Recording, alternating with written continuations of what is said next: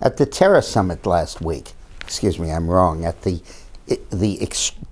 extremist summit last week, we're not allowed to use the phrase terror, certainly not allowed to use the phrase Islamic terror. But at whatever you want to call it, summit last week, Obama talked at length about what we got to do to deal with ISIS, what we've got to do to deal with Hezbollah, got to deal with Al-Qaeda and the various terror threats that we confronted. And he was like a man ignoring the head of the snake and focusing on exterminating its tail. When George W. Bush spoke about the axis of evil, running from Iran to, at that time, Saddam Hussein, Libya, and North Korea, he really was correct in identifying the head and the center of this operation. And now that has largely morphed to Iran.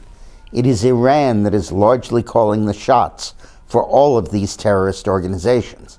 It is Iran, more than anybody else, that is fomenting terror throughout the world. Now, some people claim, of course, that Iran isn't altogether happy with all that ISIS is doing because Iran's ally is the government in Iraq that we put into power, which we never should have done.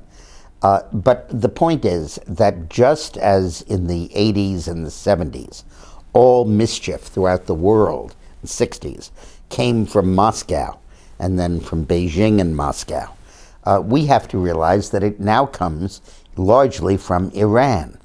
Obama is, after all, unfreezing the assets that Iran has in the United States, $11 billion worth, and is giving Iran $500 million a month of essentially foreign aid, not from the taxpayer, but these unfrozen assets going to Iran. And on top of that, he's loosened the sanctions so that they can now sell about 1 million barrels of oil a day. The Iranian economy is in recovery. The days of inflation and shortages are over. And while Obama is coddling Iran and making their life easier and getting no concessions in return, Iran is the epicenter of the very terrorism he protests.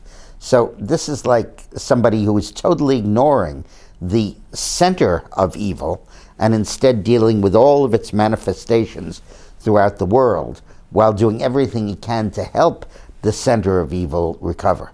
Obama's relationship with Iran is totally mystifying and completely off base. Hopefully the Congress will pass a bill imposing tougher sanctions on Iran, and hopefully they will override the veto.